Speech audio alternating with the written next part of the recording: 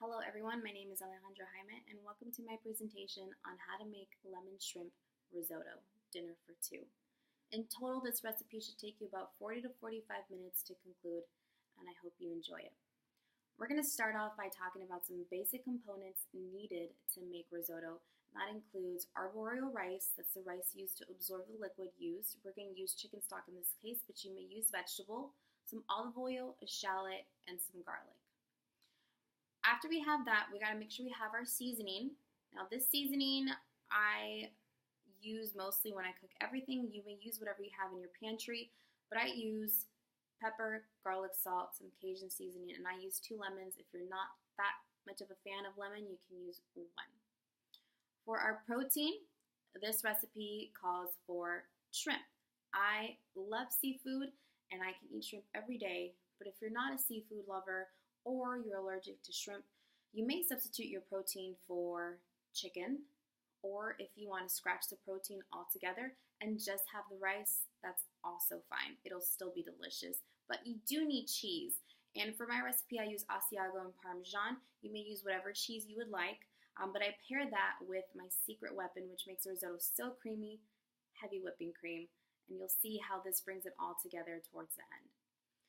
First, we gotta shred our cheese. We're going to shred 1 cup of Asiago and 1 cup of Parmesan. After that, we're going to peel, devein, and cut off all of our tails on our shrimp. And we're going to put this aside. We're going to use this towards the end of the recipe. Next, we have to chop up our shallot. We're going to chop up half of a shallot, and then we're going to chop up anywhere between 2 to 3 cloves of garlic. If you're a garlic fan, go for 3, go for 4. We're going to saute that in a large pan with olive oil, making sure that we don't burn the garlic and that the shallot is actually nice and soft. Then we're going to pour in about a pound and a half of the rice, making sure that you coat each and every grain of the rice with that shallot and garlic that we just sauteed in the olive oil. It really ensures that the rice has all of the flavor from the garlic and the shallot. After that, we're going to pour in our first cup of chicken stock, and this is when it starts to become risotto. We're going to stir that and stir it consistently until that first cup is absorbed.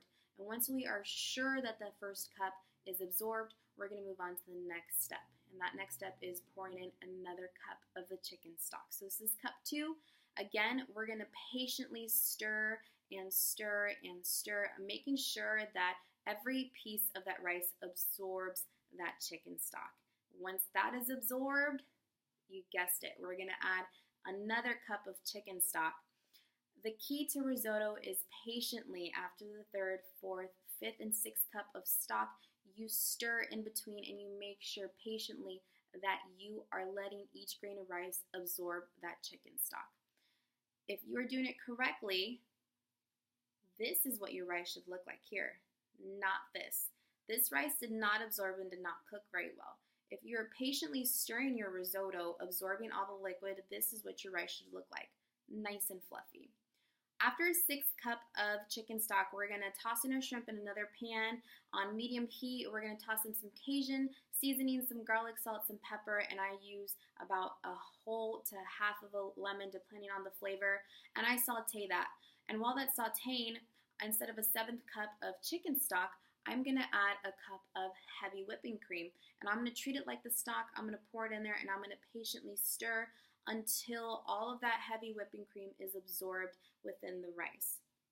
After the heavy whipping cream is absorbed, I'm going to add in my cheese. I'm going to add in the first cup of Asiago, and then I'm going to add in the 2nd cup of Parmesan. I'm going to fold all that in. Once I make sure that the cheese is nice and melted and it's all folded in, then I'm going to move on to seasoning my risotto. You want it to be seasoned or it's going to taste just like cheese and chicken stock. I add in a pinch of garlic salt, a pinch of pepper, and I use the other half of my lemon and I squeeze that in there, and then I fold it all over again.